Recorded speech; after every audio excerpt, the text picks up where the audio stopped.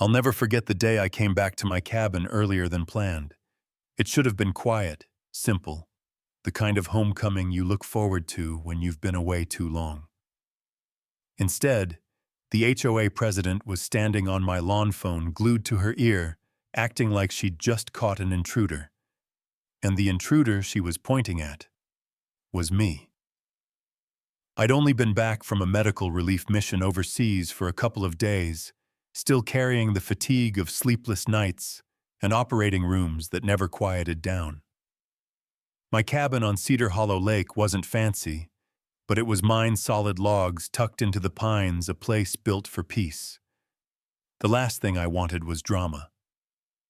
Yet there she was, Veronica Sloan, the self-appointed queen of our Lakeside Association, heels sinking into my gravel like she owned the place. She spoke into her phone, her voice pitched with panic. "Yes, officer, it's him. He's trespassing. I'm very frightened." I just stared at her, exhausted and irritated. I'd fought wars with fewer theatrics. The deputy pulled up not long after. Young guy looked like he wanted to be anywhere else. He checked my ID, confirmed I was the actual owner, and told Veronica to stand down. That's when she tried a new card, claimed there'd been an emergency gas leak inspection, that my place wasn't supposed to be occupied. The problem, my cabin didn't even have a gas line, just a propane tank I'd shut off before leaving. The lie was so specific it made the hair on my neck stand up. Something was wrong. That night I checked the door cam I'd installed months earlier. Most of the clips were harmless windbirds, a raccoon or two. But then came the one that froze me. A white van with no logo. A man in a gray jumpsuit holding a clipboard he didn't look comfortable with walked up to my door like he belonged. He didn't knock. He didn't ring.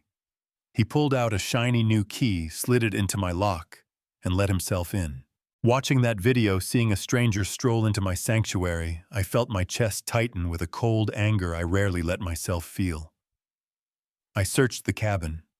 Everything looked untouched, but in the hallway, the attic panel was shifted just slightly, not the way I'd left it.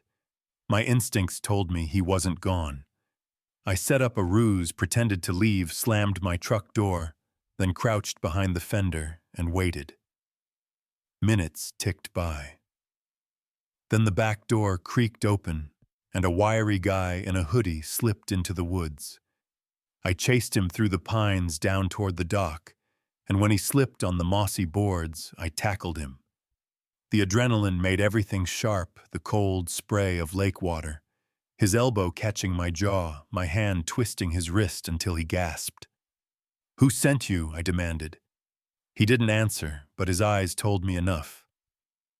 Deputy Ramirez showed up, then older, sharper, the kind of officer who missed nothing. She cuffed him, searched the area, and within an hour found the white van hidden off a logging trail. Inside was a small arsenal of listening devices, master keys tagged with cabin numbers and fake work orders, all signed by Veronica Sloan, under something she called the Lake Safety Program.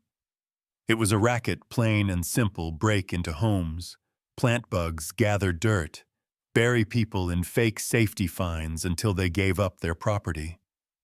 And Veronica's shell company would swoop in to buy those cabins cheap. But proving it. That was another story. Veronica was slick polished and knew how to twist fear into loyalty.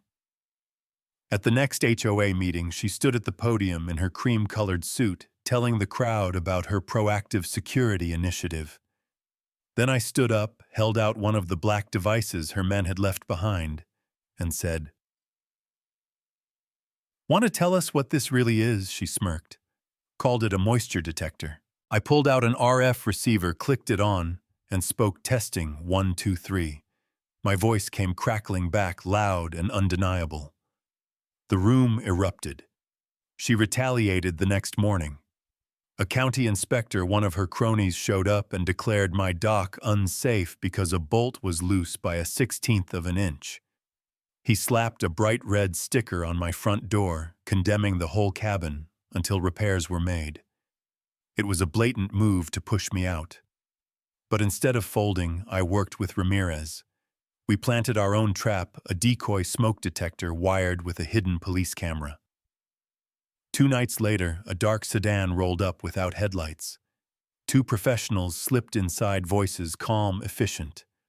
Find the panel, swap the detector, get out. They had no idea we were listening. At Ramirez's signal, floodlights snapped on cruisers boxed in the sedan, and officers stormed the cabin. One suspect tried to dive out a window, but within minutes both were in cuffs. And one of them, rattled, said the magic words, "I can make a deal." Veronica hired us. The community turned overnight. Fear gave way to fury. But Veronica wasn't done. That evening, she was spotted hauling a briefcase down to her speedboat. She was running. Only she slipped. High heels, wet wood, bad mix. She hit the dock hard, broke her arm, and tumbled into the freezing lake. I didn't think, I just jumped in. Years of medical training took over. I hauled her onto the planks, wrapped her in my jacket, applied pressure to her head wound. And in that state of shock, shivering and pale, she whispered to me like I was her ally. I signed the checks. I hired them. It was just business. Ramirez's body cam caught every word. 2 weeks later, the entire town packed into the high school auditorium. Ramirez laid out the evidence piece by piece, the van, the bugs, the work orders, the shell companies, and finally Veronica's own confession while I was patching her up. The room was silent, heavy with betrayal. Then the applause came, loud, relieved, like a weight finally lifted. The board resigned in disgrace. Veronica took a plea, fraud and wiretapping, sentenced to federal time. These days, the lake is quiet again. Mike, my neighbor, took the HOA presidency, though he swears he never wanted the job. Meetings are short, rules are simple, budgets are open.